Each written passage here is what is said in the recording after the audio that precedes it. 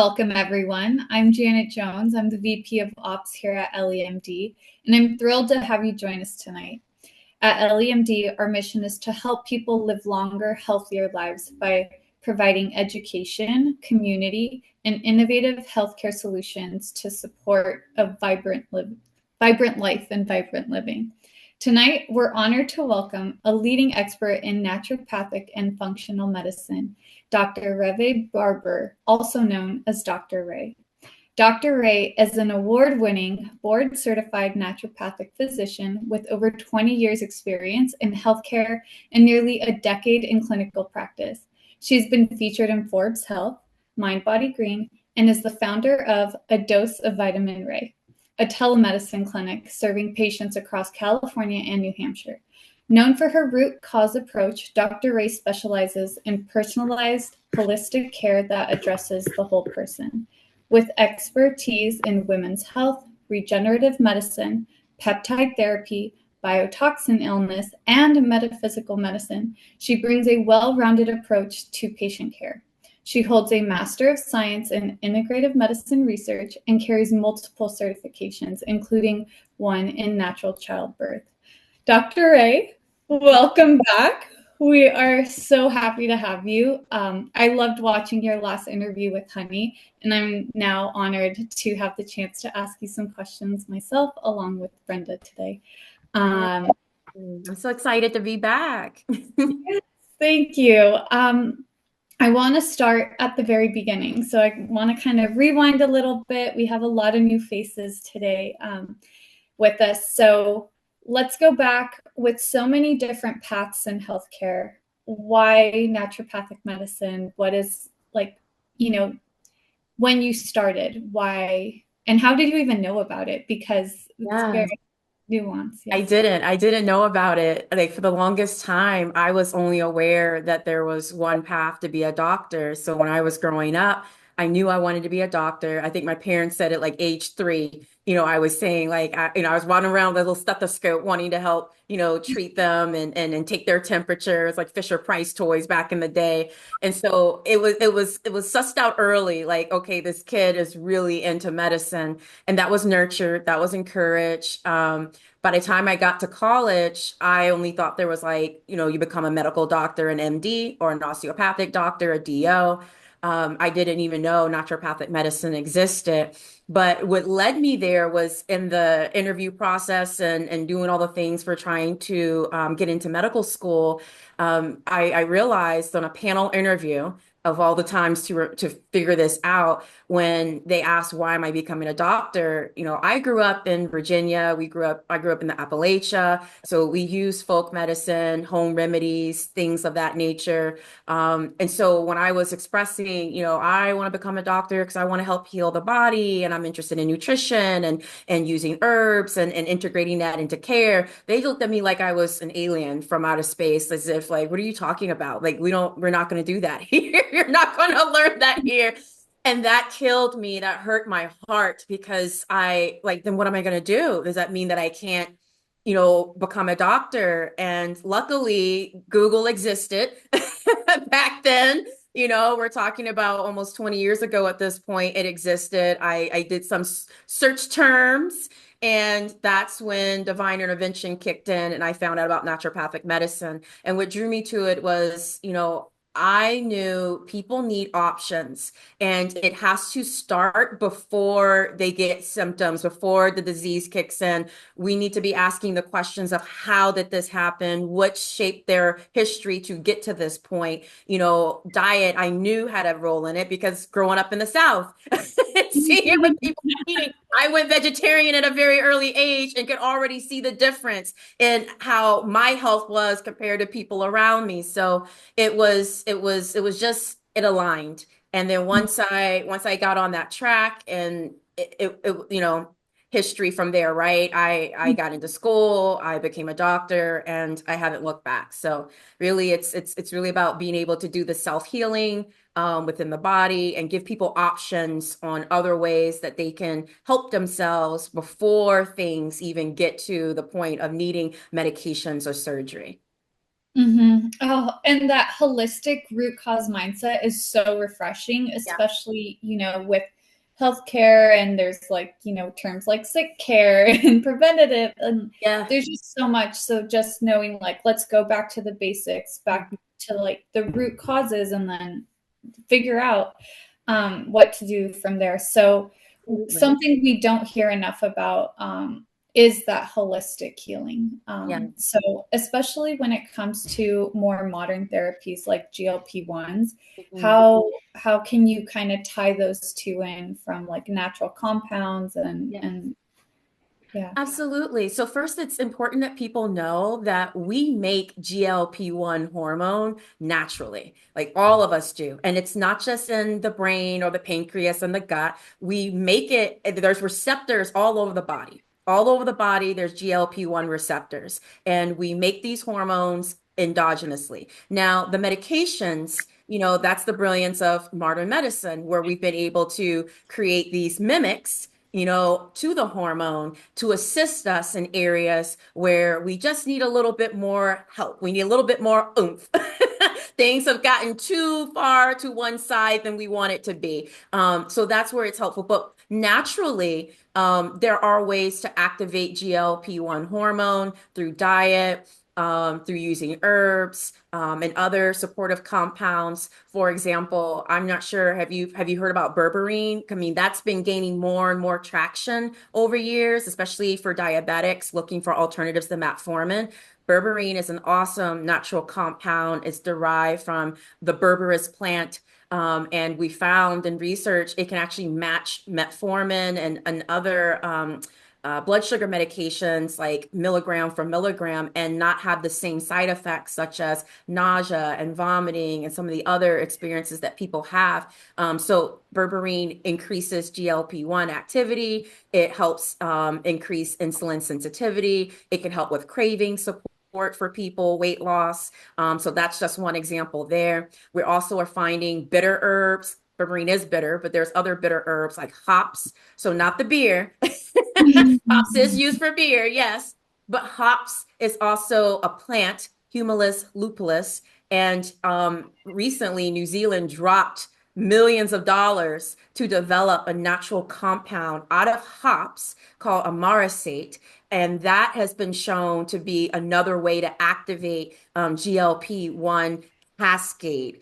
So it's a whole cascade. It's not just the hormone. It's like the receptors, and then it kicks off all these feedback communication to other organs like the brain, the pancreas, the gut, etc., in order to help us have cravings control, appetite control, delay the slowing of the intestines, so gastric emptying, making you feel fuller for longer, being able to increase insulin sensitivity, insulin resistance is the number one cause of obesity. When we're able to address insulin resistance in people and increase that sensitivity, it's going to allow them to release that unwanted fat and to be able to get their metabolism where they want. So that's just some examples of pretty powerful natural compounds. Some more common ones like cinnamon, turmeric also can activate GLP-1. So eating curry dishes or adding turmeric to your eggs, or having cinnamon, putting that on different things and recipes. Those are other natural ways that you can help to start to activate that. Yeah, I was gonna ask, like, so there's the specific compounds, but something like as simple as cinnamon or turmeric, and we throw cinnamon into your coffee, throw it into Right. your shakes, like Yeah. anything. Honey actually taught me the other day, and I've been doing this nonstop. I make ground turkey, and she's Oh, like, just throw some cinnamon in there. And I was like, yeah, yeah. why did I do that? It is amazing. It So is. try It's a it. secret ingredient to a lot of dishes. If you do soups, stews, a lot, try throwing in some cinnamon, try throwing in some nutmeg. It's a wonderful way to round out the flavors and serve your metabolism. Yeah. Yeah, and speaking of serving the metabolism, what about probiotics? Like what role do those play in gut health, and how do they impact the GLP-1? Huge role. So probiotics, well, those are supplements we take. Probiotics are a supplement that contains usually live organisms. We call them they're flora. So they'll come in strains such as lactobacilli, bifidobacterium. Common one that's more people are hearing about with GLP-1 is Akkermansia. We're seeing where these specific flora strains can actually help to do a lot of things for our body, but support metabolism, reduce inflammation, help produce brain hormones, for example, like GABA and serotonin, which is great for cravings and feeling good and feeling happy and satisfied. So it's not just the brain that makes those hormones, it's also the gut. And that does it through microflora, and we can support our microflora by taking probiotics. Not everybody needs them. Let me be clear. Not everybody, if you have a healthy gut health system, GI tract, you're pooping regularly, you're not having bloating or constipation, diarrhea, nausea, vomit, you're not having any of those things, you feel like you digest pretty well, chances are you have a pretty decent gut health, but sometimes it can be subclinical, meaning you can have imbalances in your microflora and not even realize it. But when we add in probiotics, first of all, probiotics are not created equal. You can't just do a one size fits all. So it is helpful to know if you're going to introduce them that they're needed. You know what I mean? So doing gut health testing, for example, like if you could do a stool microbiome test, that's one way that you can know for certain, do I have enough healthy flora?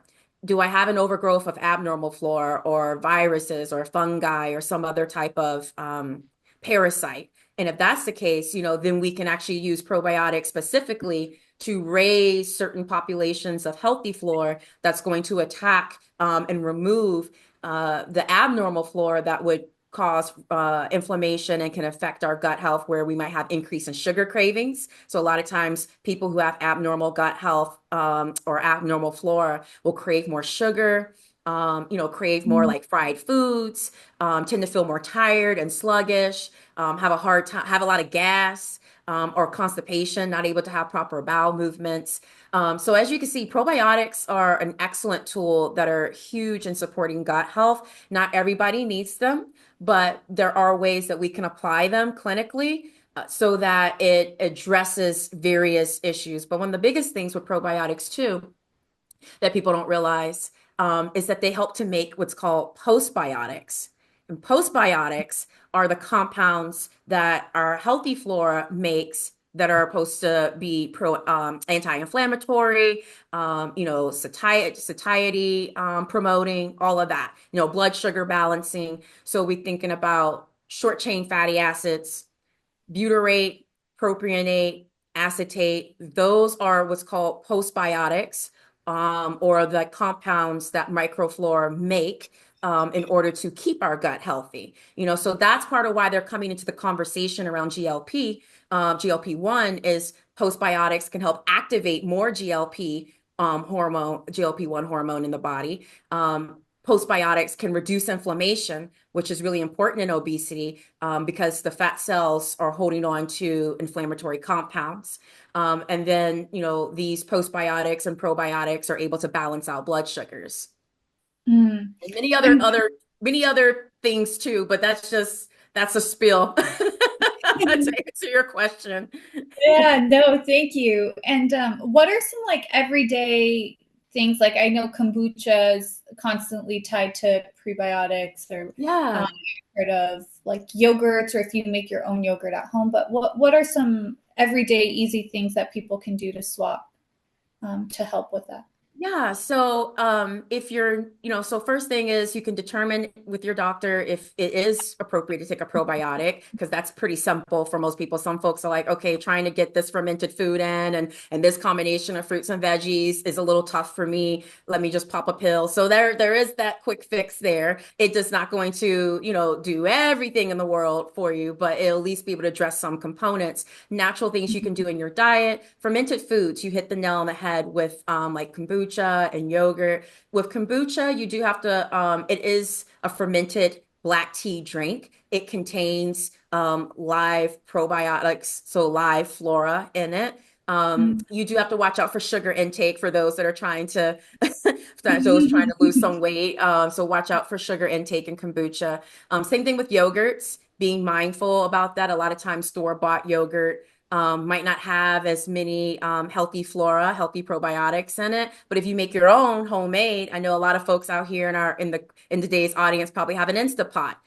So then you can make your own homemade yogurt pretty easily using an Instapot and get, even more benefit from that. Kimchi, sauerkraut, pickled veggies. So that can be pickled green beans, onions, carrots, whatever that you've pickled in some vinegar and some brine. Apple cider vinegar is another thing you Mm. can add in. So, you know, Mm. pick something from that and try it out. Do you have any tips on the apple cider vinegar? I have tried. It's just so bad. It's so bad. I I mean, if don't. you don't like it, you don't like it. It is its own thing. I mean, you could try adding some local raw honey to it and like turn Okay. it into like an actual tonic drink. So you can Okay. do like 1 to 2 tablespoons of raw apple cider vinegar, dilute it in some water, mix it in with some honey, and even throw in a dash of cinnamon. And maybe it's more palatable for you if you do it that way. Drinking it in the morning or before you eat a meal can be a way that you can lower your blood sugar, keep it from spiking, being able to activate your digestion. So you're ready to really, really break down your food. That's going to decrease bloating. And, it can promote bowel regularity. But if you don't like apple cider vinegar, there's also something called, we have shrubs. Herbal shrubs where you can do infused vinegars. So you might see like a peach infused vinegar or a berry infused vinegar or another herbal infused vinegar. So that's another way you might consider making like a mocktail from that and still be able to get some of the benefits of, using this type of fermented food. Okay. Good to know. Thank you. Yeah, because Yeah, it's a tough one for me. that's okay. So what about foods in general, right? We talked about the specific compounds, maybe like some spices, and then now probiotics, but foods and supplements in general to help optimize GLP-1 naturally. Um, So it's pretty simple. Eating more plant-based foods will optimize GLP-1 activation. So maybe think of it in this way. If you're aiming to eat 6 to 9 servings of fruits and vegetables daily, you're going to be helping to activate your natural GLP-1 activation and your hormones. And it's going to support, healthy weight management because you're going to get fiber, antioxidants. You're going to, just get all these other nutrients by doing a plant-based diet. So we're thinking about berries, for example, leafy greens, cruciferous veggies, bell peppers, mushrooms, fruits such as like oranges and citrus, melon, kiwi. Kiwi and cranberries are really great for the gut health and promoting, again, those healthy flora and those short chain fatty acids to support that GLP-1. But it also supports many other pathways as well when we do that. Nuts and seeds. So finding ways to incorporate flax seeds, chia seeds, pumpkin seeds, sunflower seeds, sesame seeds, on and on. Find a way to incorporate at least 1 to 2 tablespoons of those at least daily. Beans, which I know sometimes beans get a bad rap because people are like, oh, that makes me gassy. It makes you gassy if you haven't been consuming them, so if you don't consume them often, and sometimes if we add all these extra things like cheese and lots of fats to it to make it a certain consistency, then yeah, that's gonna affect you. But if you're just doing just regular beans, you're not adding a whole bunch of mess to it. It's fine to add spices to enhance it, like cumin. We talked about the cinnamon, even nutmeg, turmeric, cayenne, pepper, all of those. Half a cup of beans at most meals has been shown to blunt your glucose spikes. So even if let's say you eat beans at lunch and beans at dinner, and then the next day at breakfast you have a donut. Well, because you had beans at lunch and dinner the day before, it'll actually help decrease. I'm not telling you guys to go do this, but it'll help to decrease your blood sugar spike when you have that donut the next morning, because that's the long-term effect of how that fiber and that resistant starch is supporting you in your metabolism. Whole grains, that's another plant-based food. We're talking about brown rice, quinoa, millet, teff. barley, things, oats, those are all supportive of our GLP-1 and our metabolism and just our overall health. So if you're getting those foods in regularly and really making a point at your different meal times to maximize the superfoods, that's an awesome way, just for your longevity, your general wellness, to optimize your nutrition. Yeah, wow. Michelle asked, just going back to the spices really quick. Michelle Yeah. asked, do you have any spice recommendations? A lot of them have pesticides. So do you have any company names specifically that you recommend? Not company names per se, but buying organic spices, can cut down on some of that pesticides. I mean, pesticides are in a lot of things. Or you can make your own spices. If you really want to go for the gusto, girl, you can buy, the cumin seeds and the whole clove and the allspice berries. And, you can use red bell pepper dehydrated, and that turns into paprika, so you can get yourself a dehydrator and also use like an herb grinder or a coffee grinder, be able to purchase it maybe from a vendor that okay, they produce whole organic spices, and then I'll just make my own spice blend or I'll just grind them myself. So that would be probably my best, recommendation if you're really trying to control and prevent that type of exposure. But a lot of times, if you are buying it and it's organic, it says it's organic, and that it's not irradiated. That's the other thing. You want to make sure that your spices haven't gone through some form of radiation, to preserve it. Then, chances are whatever is still a little bit lingering in it, the spice is probably going to kick in and help you out more than if you didn't have it at all. Mm-hmm. Yeah. Hope that Uh, makes sense. yeah, thank you. That does. I can see everyone now like at home just like grinding their I know spices you can right get a mortar and pestle if you really want to get into it and like, oh, I had a crazy now, get a day. little workout in. Um, you talked a little bit about fiber. Yes. How does fiber intake influence GLP-1 secretion and just overall metabolic health? Same thing, it increases it. So fiber is going to feed the healthy flora, the healthy bacteria in your gut. And we already talked about that. So then that's going to promote the production of postbiotics, which are the short chain fatty acids, the butyrate, the propionate, all of that. And then that's going to decrease inflammation in the gut. It's going to also serve to slow down the emptying of the gut. So fiber is excellent for that. That's why it's good to have like soluble and insoluble fibers in your diet. Fiber is also helpful in being able to, um, gosh, I had another thought around that. Lower blood sugar. Yeah. Mhm. So fiber helps to lower blood sugar. It's also going to help you reduce calorie intake, right? So with fiber, you're going to feel full. That's the Mhm. whole point of it. So if you aim for, I used to tell people go for 20 to 30 grams of fiber daily.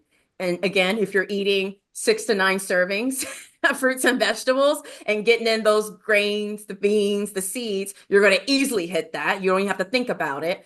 Mhm. And it's going to, do its own work. The fiber is also excellent for like protecting the heart as a result of that, right? Mhm. Because then it'll be able to absorb cholesterol, and Mhm. ensure that that sticky, oxidized LDL cholesterol is not getting into the vessels and causing what we call atherosclerosis, which then leads to heart disease, heart attack, increase in stroke. So lots of great benefits there. Mm. Yeah. All right, Brenda. Brenda has a few Mhm. questions for you. Yeah. Yeah. Yeah. Thanks for sharing that about fiber. Feel that now that I've been on a GLP-1 for a year, Yeah. I've never made these connections of having to get a certain amount of protein, especially Mhm. fiber and hydration. And Mhm. now that I see the improvement in my own metabolic health, I could Yeah. definitely see myself focusing more on it, especially later in life. Yes. So I yeah. mean, And so anytime is a good time to focus on it. And it's going to also mhm, help you. At some point, you're going to, most people that are on GLP-1 medications, at some point, you are going to want to transition off. So being able to start mastering these different little goals is going to help mhm, sustain your results. So you won't be part of that percentage of folks that regains, once you start to Hmm. transition because you've been doing it naturally Right. to optimize while you've been, the medication's been supporting you in the other ways, pretty much buying Hmm. you time to figure it out. Hmm. Love that. And how does GLP-1 affect women's metabolic health, especially during different life stages? Like I said, I just started now, but what am Yeah. I looking at in the next years coming? So, the best thing I can do to answer that, I haven't looked at specific research on, whether we see, truly are there major changes in how GLP-1 hormone activates in the body when we're in like the third decade of life or the fourth decade of life or the fifth or sixth. That I don't have an answer to.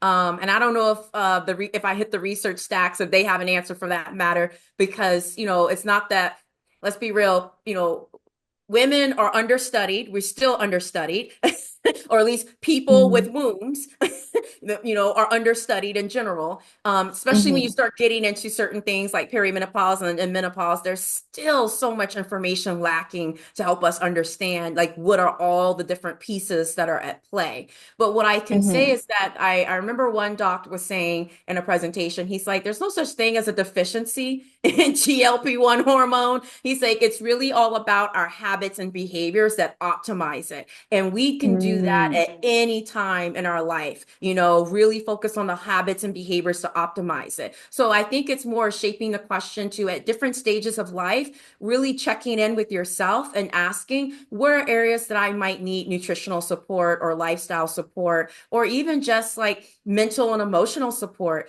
When you make sure that you're addressing stressors because high Mm-hmm. stress, we do know Mm-hmm. high stress can impact GLP-1 Right. activation. That's real.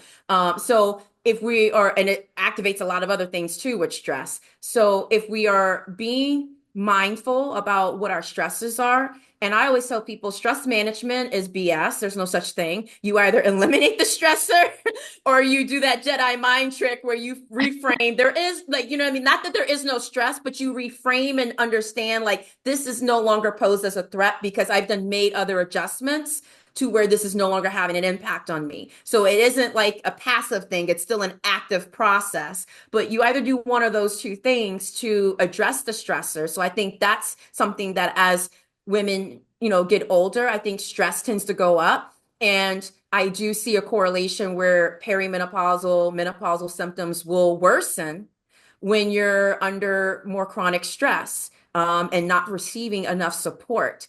So I think that's something to really think about. And then diet, I think really learn and become educated with today's nutrition, not the nutrition triangle that you learned 20, 30, 40 years ago, but really staying up on, like what I said, hitting these other goals and increasing those plant-based foods.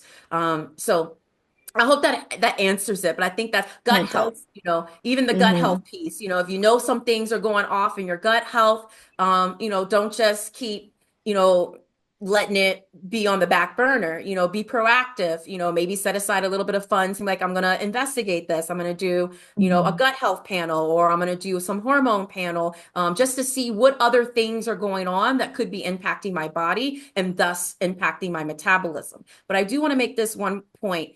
Your metabolism doesn't drop off just because you hit 30s, 40s, or even 50s. We really haven't seen for women where our metabolism shifts and starts decreasing until they hit the sixth decade. So in your 60s. So in case you're one of these people that's saying, I have a slow metabolism, maybe that might be true and maybe how you're processing certain things through the liver or how things move through the gut, but it doesn't necessarily mean that your cells, have just slowed down in activity. Really, it's more, again, doing the investigation and the work to understand the root causes of what might be coming up for you.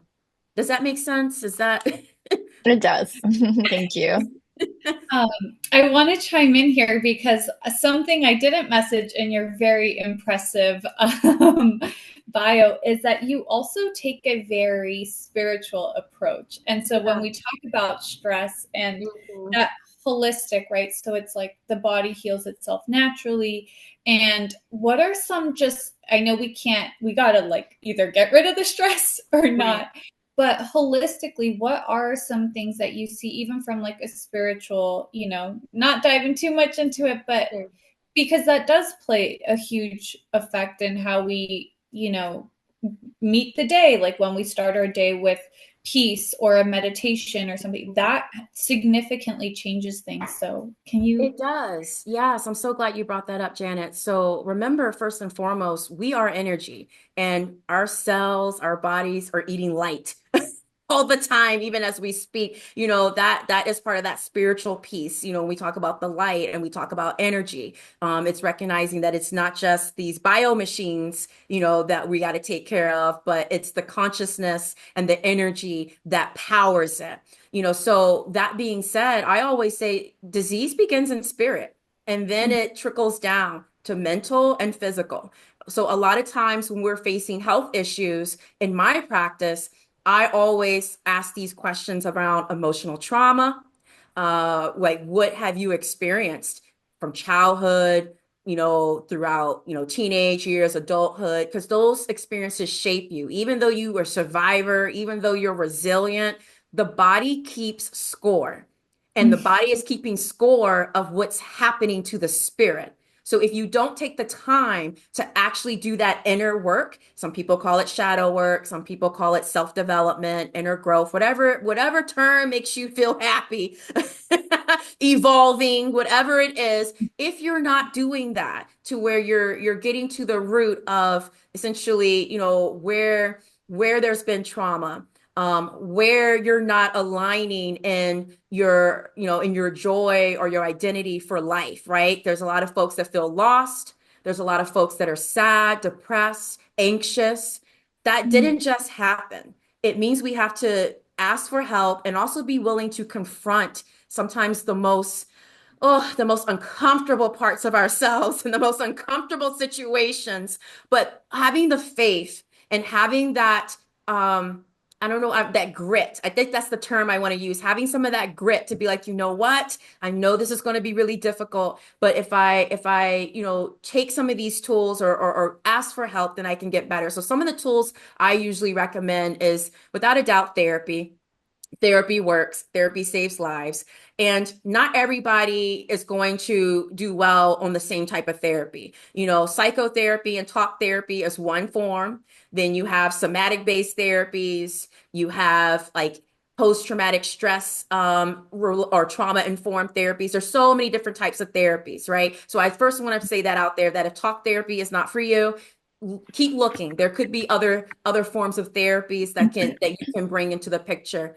I do think it's necessary that in this crazy world that we live in, on a 24-hour cycle, right, that we are cultivating intentional moments throughout the day of quietude and peace and connection. Because that's a lot of times why we start to feel anxious, unsettled. We don't feel like ourselves. We're more irritable. We're more angry, because we just feel overwhelmed. That's really what that's saying. Our sympathetics are overactivated. So I think creating these moments of quietude, whether it's breath work for 5 minutes, meditation, prayer, yoga, whatever, going on a walk. Walking is excellent. You can do a lot of spiritual development. I have many walks I've taken and talking to myself and talking to, I believe in God. So I have no problem using that in my language.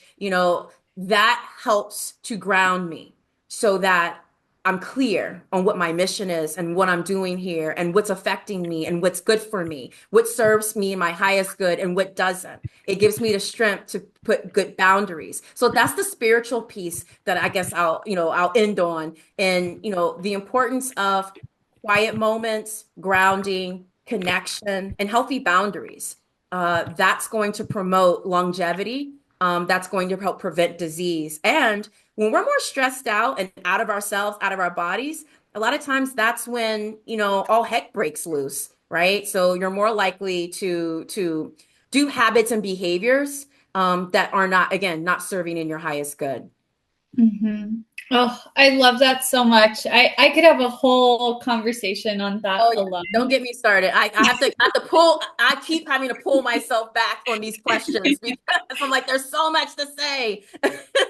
Yeah. It's Yeah, it's really life-changing, and whatever that is for you, right? It's all tied together, like your body, your movement, the way your spirit, everything. It's not just like, oh, if you fix this one thing, that's the solution. Like it's all a balance. Like it all has All to. is connected, Yeah. 100%. You heal the spirit, you heal the mind, you'll heal the body. Because when the spirit's intact, that serves as that higher conscience, that serves as that essentially your best self. That's the best version of you. It's never going to steer you wrong. It's never going to disappoint you. It's never going to abandon you. It's really our ego that detaches us from it. It's us getting caught up in other messaging and other people and beliefs and all sorts of stuff that detaches us from it. And, if I'm Mhm. being real, I think the fact that we've seen more disease now than ever really highlights that, because in previous predecessors and ancestors, spirituality and some form of spiritual connection and understanding, even to nature, even to each other, um, allow for there to be some level of balance. And now there's a whole lot of imbalance. So I'm gonna leave it there. I love what you said about mindset and breath work and therapy. Like it has been a game changer for me. But going into mindset, how else can mindset, diet, and movement contribute to long-term health and longevity? Yeah, I mean, I think therefore I am. I hate using that philosopher, but it's kind of true. It's like when you set the right mindset, it shapes not just who you are in the present, but who you become. So let me give you an example. There's a couple examples around that. Health is one of those things where if you like, I gotta drink water. I gotta eat this vegetable, or I gotta exercise.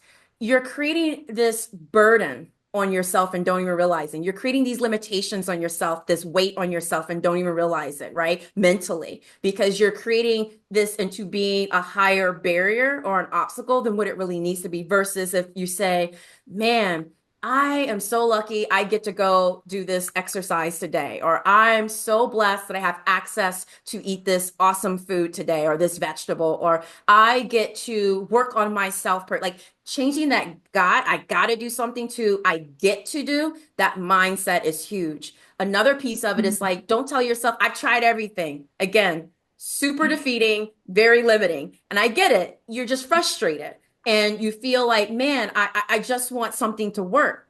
But when you shift it to, instead of I've tried everything, nothing's working, and you shift it into I am open and curious to receive information to help me evolve myself. I know that's like, whoa, that's a game changer. It's a mindset. So health and healing begins in the spirit, but also setting the tone with your mindset of I'm doing these things because I love myself. I'm doing these things because they're important to me. I'm doing these things because I'm blessed, that I have gratitude to even have access to whatever it is. Even if you feel limited in some ways, still having that gratitude.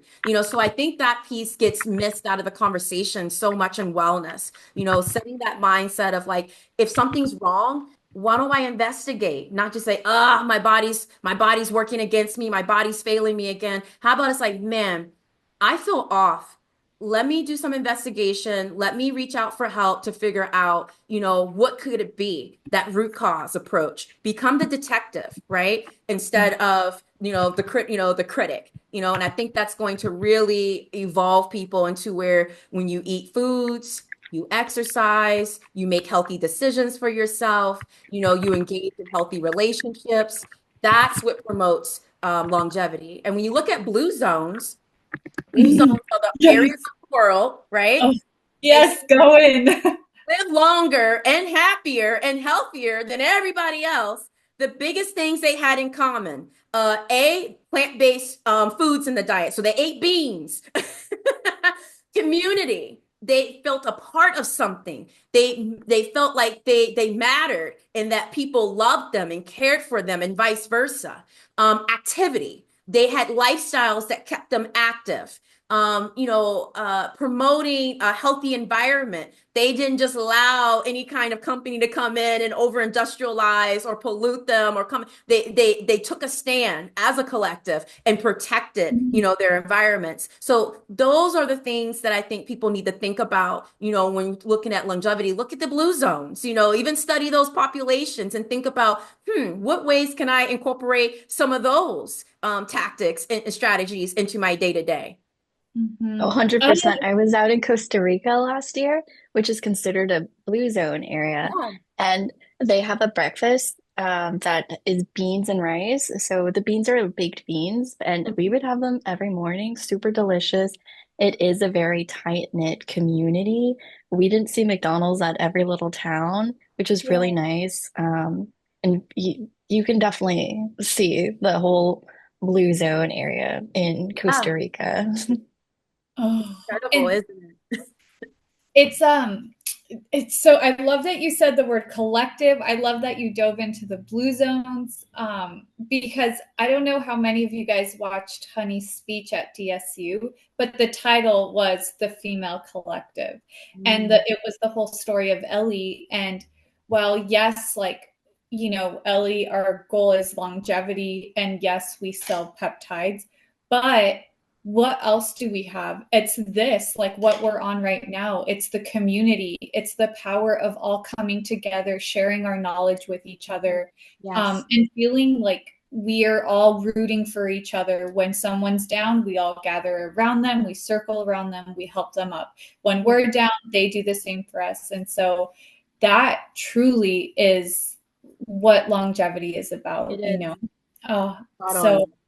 can we go a little bit further into just that community aspect? Because it goes back to the spiritual. It goes back to like even just when I have a friend that goes to the gym and I'm meeting them there, Yeah. I show up because Yes. my friend is there. Right. Accountability. Yes. You don't want So to be left out, or you don't want to leave them hanging. You don't want to disappoint them, let them down. yeah, yeah. Can you touch a little bit on? Sorry if we're like segueing, but No I worries. I think love it. it's valuable to know the power of community. And if Yes. you're on this journey, someone else is. So connect with them. Yes. So absolutely. For every moment you might feel that you are alone doing something or experiencing something and nobody understands what's going on, trust and believe there is another soul. There's over 7 billion of us. Trust and believe there's more than just another soul. There's many other souls that are enduring and going through the same process. The beauty of what we're at now in modern technology is we could connect. And unfortunately, I feel like that's not even being used for its greatest superpower yet. I'm still waiting to see that aspect really be used for its highest good and superpower, which is connecting with each other, being vulnerable. We find that people are healthier when they have connection. So Mhm. yeah, that's it's true. If you're living in isolation, or you're living alone, your risk of mortality and having illness and and other imbalances increases, because when somebody is with us and around us. I mean, I think in my own household, even though I know you guys, you can only imagine being in a household with me. Like, did you have your water? Did you have this? Blah blah blah. Like, I drive people nuts, but they love it at the same sense because they know someone's looking out for them. They know I'm being taken care of. So community is about accountability. Community is about connection.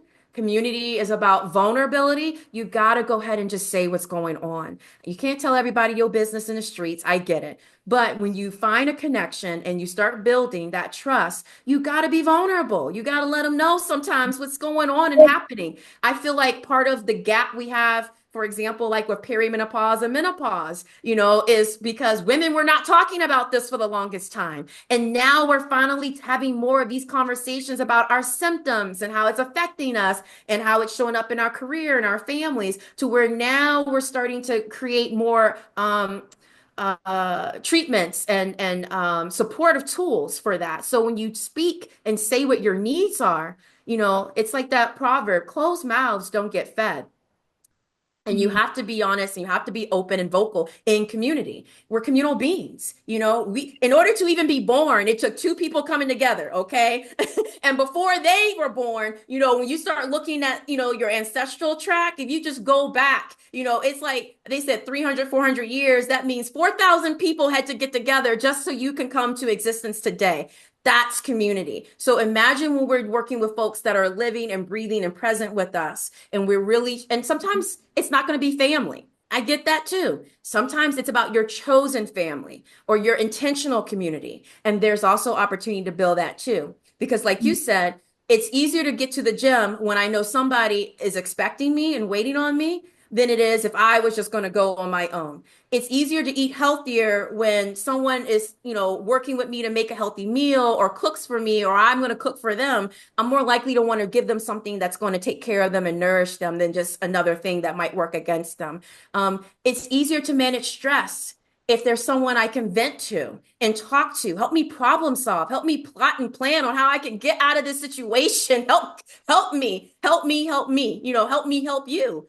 So I think that's a big area that I admire you guys for building here. It's something that I work on in my own practice, trying to get people in support groups, trying to get people into fitness groups and all sorts of things, because it helps. We can heal best in community. And remember that we heal best in community.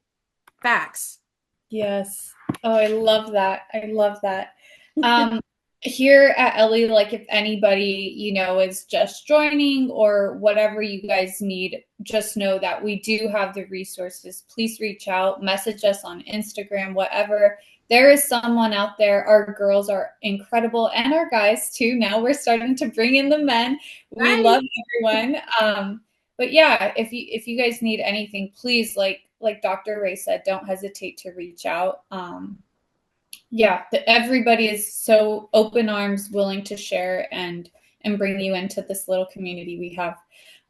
Okay, so I'm going to go right back into the science. We'll do one last broad question, and then we'll wrap it up.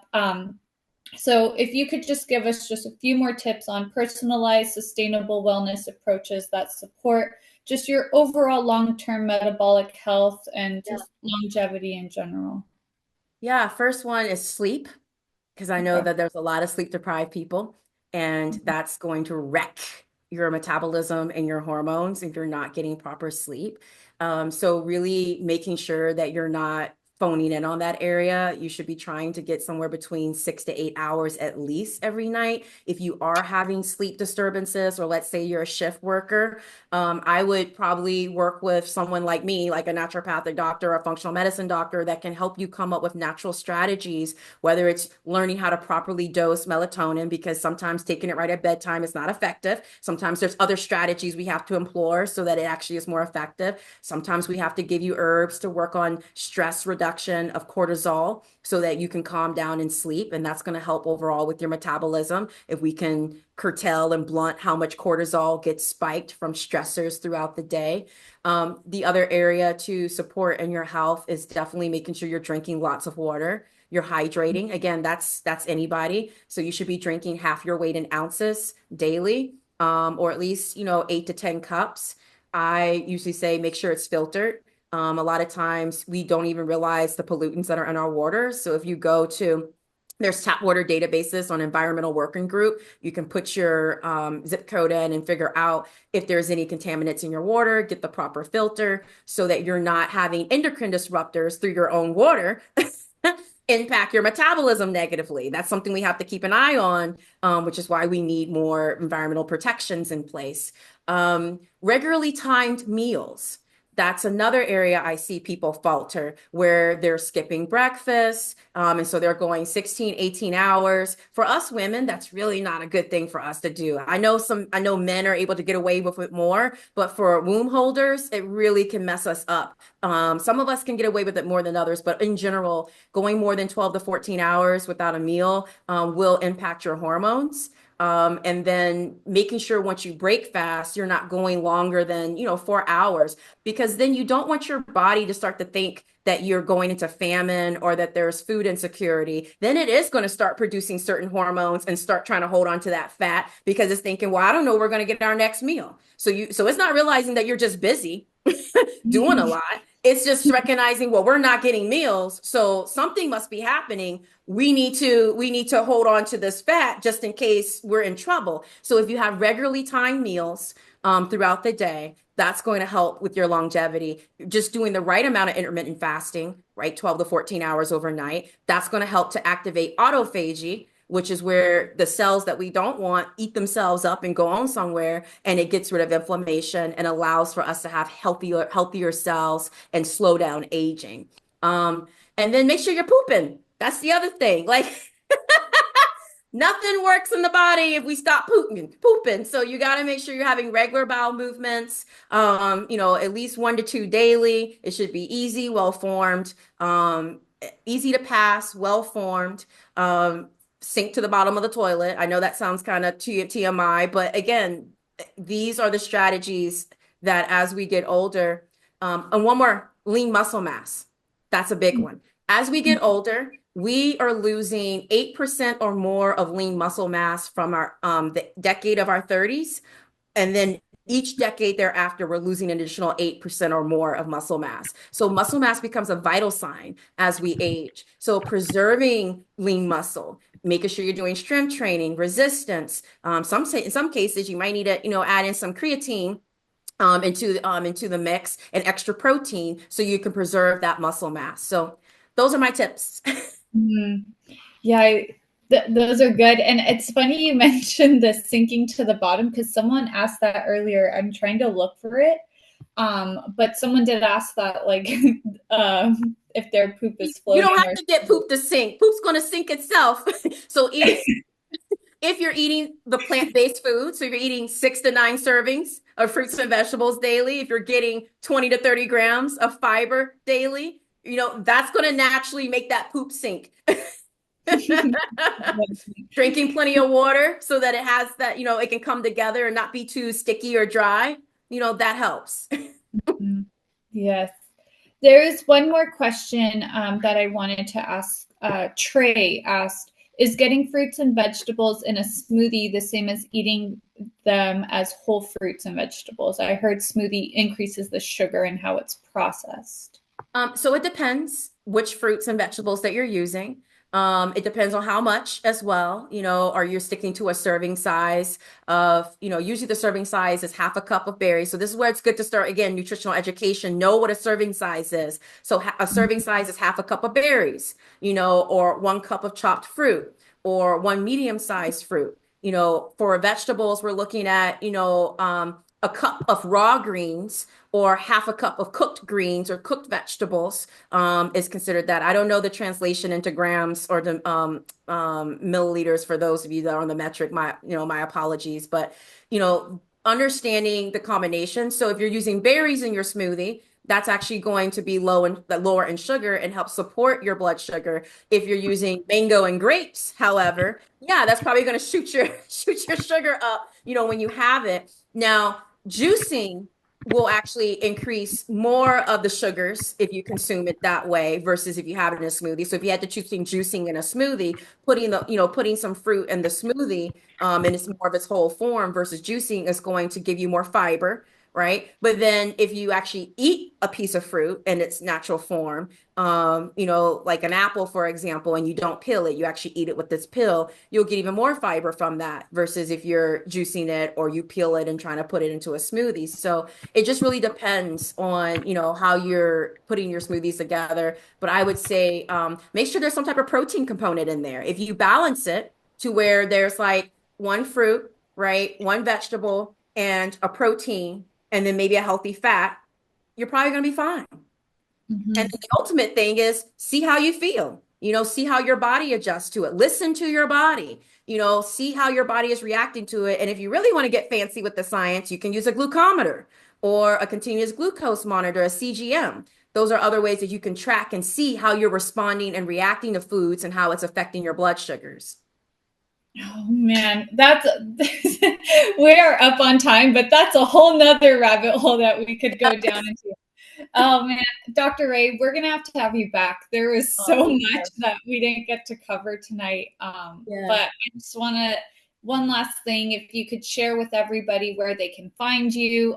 They all have their own questions. I'm sure they would love to ask you. So Oh yeah. So you can find me online at my website, drraynd.com.